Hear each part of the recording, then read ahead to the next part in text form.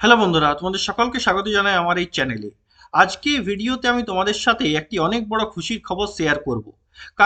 কারণ কিছুদিন আগের থেকে আমরা ভারতীয় রেলে চাকরির জন্য নতুন চাকরির বিজ্ঞপ্তির জন্য আমরা আশা করেছিলাম। তো সেই আশাটি পূরণ করতেই ভারতীয় রেল একটি নতুন অফিসিয়াল নোটিশ জারি করেছে। কিসের জন্য? না, নতুন আরপিএফ কনস্টেবল এবং এসআই পদে নতুন নিয়োগের জন্য। তো সেই অফিসিয়াল নোটিশে বর্তমানে আমি আছি।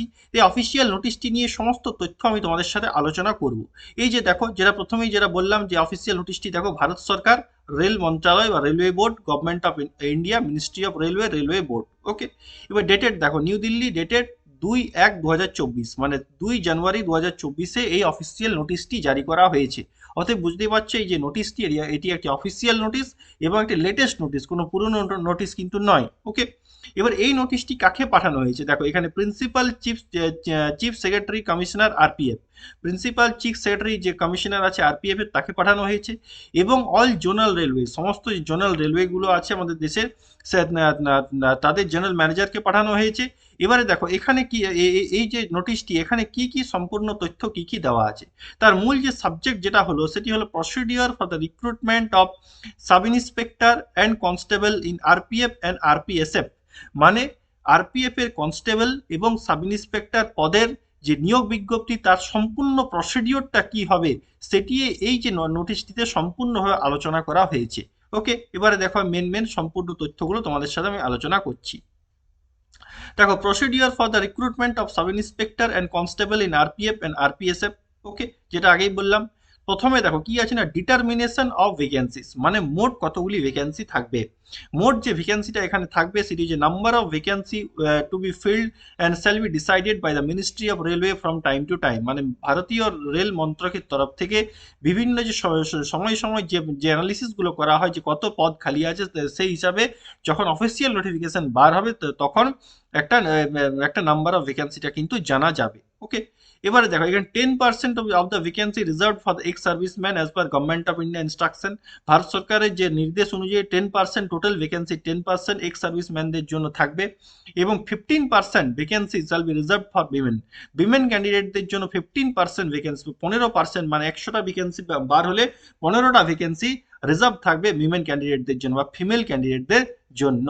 ওকে, এবার দেখো রিক্রুটমেন্ট প্রসেস, এই রিক্রুটমেন্ট প্রসেসটা কিভাবে কমপ্লিট করা হবে। দেখো প্রথমে কি হবে, ফেজ ওয়ানে না, কম্পিউটার বেসড টেস্ট বা সিবিটি এক্সাম প্রথমে হবে, যেটি কে কন্ডাক্ট করবে না, railway recruitment board, railway recruitment বোর্ডের তরফ থেকে এই সিবিটি এক্সামটি কন্ডাক্ট করা হবে। তাহলে ফেজ ওয়ানে তোমাদের হবে একটি সিবিটি এক্সাম। ফেজ টু এ কি হবে না, ফিজিক্যাল এফিসিয়েন্সি টেস্ট এবং ফিজিক্যাল মেজারমেন্ট টেস্ট, পিএমটি এবং পিইটি এক্সাম। এটিকে কন্ডাক্ট করবে, এটি কিন্তু কন্ডাক্ট করবে আরপিএফ নিজে। ঠিক আছে, এটি কন্ডাক্ট করবে আরপিএফ নিজে। আর লাস্ট ফেজ বা থার্ড ফেজে কি হবে না, ডকুমেন্ট ভেরিফিকেশন বা ডিভি বা ডকুমেন্ট ভেরিফিকেশন, এটিও কন্ডাক্ট করবে কিন্তু আরপিএফ। ওকে, তার মানে প্রথমে যে কম্পিউটার বেসড এক্সামিনেশনটা হবে, সেটি একমাত্র কন্ডাক্ট করবে রেলওয়ে রিক্রুটমেন্ট বোর্ড। পরবর্তী যে সমস্ত প্রসেসগুলো হবে, পিএমটি, পিইটি, ডকুমেন্ট ভেরিফিকেশন, এই সমস্ত প্রসেসটা কমপ্লিট করবে কে না, আরপিএফ। ওকে, এবার একটা নোট দিয়ে একটা ইম্পর্টেন্ট তথ্য কি দেওয়া আছে, ডকুমেন্ট ভেরিফিকেশন শিল be completed after PMT PET, PMT PET এক্সামের পরেই কিন্তু ডকুমেন্ট ভেরিফিকেশন তোমাদের করানো হবে। ওকে, এবার দেখো nodal officer, nomination of nodal officer, সেখানে নোডাল অফিসার বা পদে কে কে থাকবে তার সমস্ত ডিটেল তথ্যগুলো এখানে দেওয়া আছে। ঠিক, এবারে দেখো এখানে নোডাল এজেন্সি কোনটা কোনটা কি হবে। দেখো আমাদের দেশের যে সমস্ত জোনাল রেলওয়েগুলো আছে, সেগুলো প্রথমে দেখো, এই যে আমাদের ইস্টার্ন রিজিয়নের আন্ডারে এখানে 5টা জোনাল রেলওয়ে আছে। কি কি না, ইআর মানে eastern railway, ECR east central railway, ECoR east coast central railway, NFR north east frontier railway, আর এসিআর মানে সাউথ ইস্টার্ন রেলওয়ে।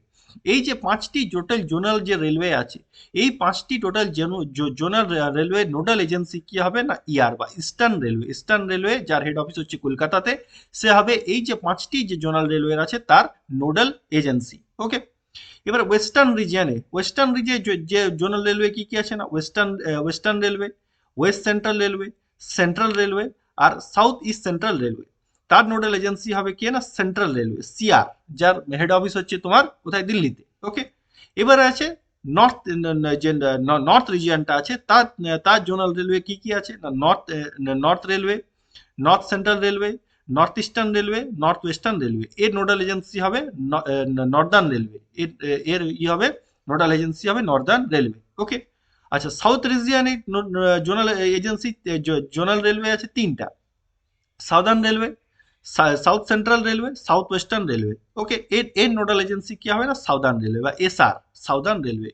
এর হবে নোডাল এজেন্সি হচ্ছে সাউদার্ন রেলওয়ে। ওকে, বোঝা গেল। এবারে দেখো, এখানে composition of the regional sub committee, বিভিন্ন সাব কমিটিগুলো তৈরি করা হবে, সেগুলো দেওয়া আছে। এবার এখানে দেখো একটা ইম্পর্টেন্ট জিনিস, যেটা হচ্ছে এলিজিবিলিটি অফ দ্য ক্যান্ডিডেট, মানে তোমার এডুকেশনাল কোয়ালিফিকেশন এবং এজ। দেখো প্রথমে কি আছে না, সাব ইন্সপেক্টর। সাব ইন্সপেক্টরের জন্য এডুকেশনাল কোয়ালিফিকেশন কি লাগবে না, graduate from a recognised university. শুধুমাত্র একটি গ্র্যাজুয়েশন ডিগ্রি লাগবে, শুধুমাত্র কিসের জন্য না, সাব ইন্সপেক্টরের জন্য। এখানে এজ কত লাগবে, 20 থেকে 25, মিনিমাম 20, ম্যাক্সিমাম 25। ওকে। আর কনস্টেবল পদের জন্য এডুকেশন কোয়ালিফিকেশন কি লাগবে না, শুধুমাত্র 10 পাস বা মাধ্যমিক পাস। এখানে তোমাদের এজ কত লাগবে, 18 থেকে 25। এখানে তোমাদের এজ লাগছে 18 থেকে 25। এবার এই যে এজগুলো বললাম, এই এজগুলি ইউআর ক্যান্ডিডেটদের জন্য। ওবিসিদের 3 বছরের যে ছাড় থাকে সেটিও থাকছে, এবং এসসি এসটিদের 5 বছরের ছাড় কিন্তু এখানে থাকবে।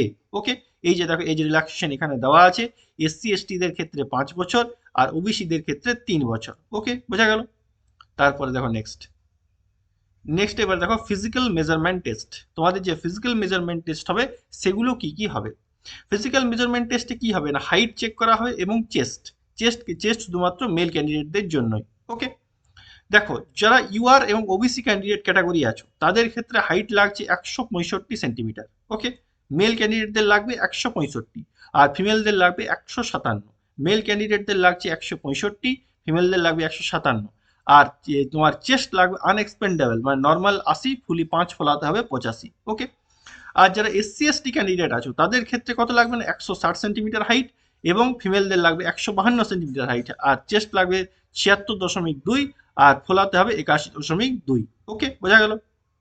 এই হলো তোমাদের হাইট এবং চেস্ট ফিজিক্যাল মেজারমেন্ট টেস্টের ক্ষেত্রে। ওকে, তারপরে দেখো নেক্সট, এবার দেখো এক্সামিনেশন ফি কত থাকবে, as per railway recruitment board নিয়ম অনুযায়ী ওটা পরে ঠিক করা হবে। ওকে, তারপরে দেখো নেক্সট, এবারে দেখো তোমাদের যে পরীক্ষাটা নেওয়া হবে সেখানে কি কি থাকবে। সিবিটি এক্সামে তোমাদের যে এক্সাম প্যাটার্নটা কি থাকবে, দেখো যারা সাব ইন্সপেক্টরের ক্ষেত্রে অ্যাপ্লাই করবে সেখান থেকে টাইম অ্যালটেড থাকবে 90 মিনিট, নাম্বার অফ কোয়েশ্চেন থাকবে 120, এবং সেখানে কি থাকবে, জেনারেল অ্যাওয়ারনেস 50টি, অ্যারিথমেটিক 35 এবং জিআই রিজনিং 35।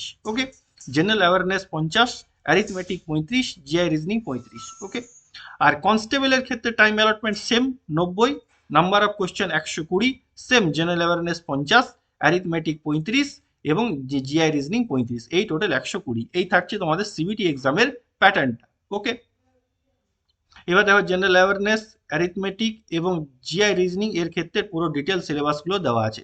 এবার দেখো তোমাদের নেগেটিভ মার্ক কত থাকবে, 1/3 নেগেটিভ মার্ক কিন্তু এই সিবিটি এক্সামে তোমাদের থাকবে, সেটিও দিয়ে দেওয়া হয়েছে। Finalisation of process after CBT এক্সামের পরবর্তীকালে তোমাদের বাকি প্রসেসগুলো কমপ্লিট করা হবে। ওকে, তারপরে দেখো ফেজ 2, যেটা আগেই বলে দিয়েছি, পিএমটি পিইটি এক্সাম হবে। তারপর দেখো নেক্সট, এখানে হচ্ছে তোমাদের যে রান হবে তার ক্রাইটেরিয়া কি থাকছে, কোয়ালিফাইং ক্রাইটেরিয়া। দেখো সাব ইন্সপেক্টর মেল, তাদের ক্ষেত্রে 1600 মিটার দৌড় থাকছে 6.5 মিনিট সময়, 1600 মিটার দৌড় 6.5 মিনিট সময়।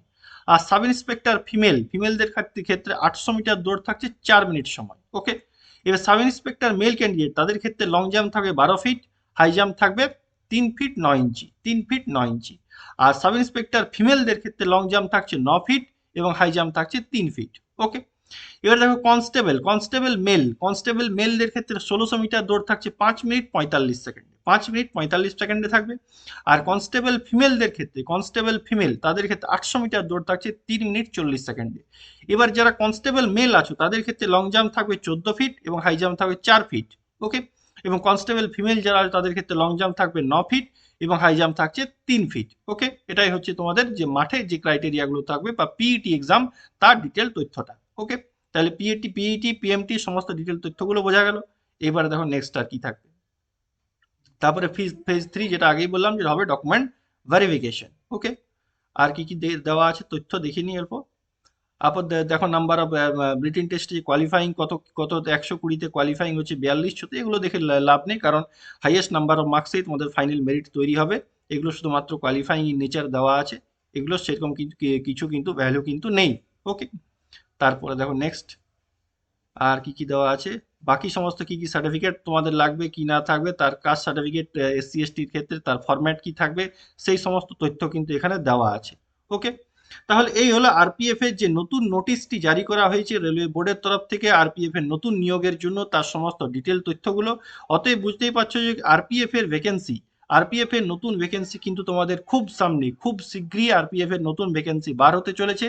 আর মোটামুটি 12 থেকে 15 হাজার ভ্যাকেন্সি এই টোটাল কনস্টেবল এবং সাব ইন্সপেক্টর এটা দুটো মিলে আশা করা যায় 12 থেকে 15 হাজার ভ্যাকেন্সি কিন্তু আসবে। অতএব যারা যারা প্রিপারেশন করছো তারা কিন্তু প্রিপারেশন খুব ভালোভাবে করো। তোমাদের মানে তোমাদের নতুন ভ্যাকেন্সি কিন্তু খুব সামনেই। ওকে, তাহলে বোঝা গেল এই যে নতুন নোটিশটি তার সমস্ত ডিটেল তথ্যগুলো। আর বাকি যদি এই নোটিশটি পড়তে চাও, বাকি তথ্যগুলো যদি ভালোভাবে পড়তে চাও, তার জন্য এই নোটিশটি আমি ডেসক্রিপশন বক্সে দিয়ে দেবো, সেখান থেকে তোমরা ডাউনলোড করে বা ডিটেলসে পড়ে নেবে। ওকে, ঠিক আছে, তাহলে যেসব বন্ধুদের এই ভিডিওটি ভালো লাগলো তারা অবশ্যই ভিডিওটি লাইক করো, বন্ধুদের সাথে শেয়ার করো, অবশ্যই চ্যানেলটিকে সাবস্ক্রাইব করো। Thank you.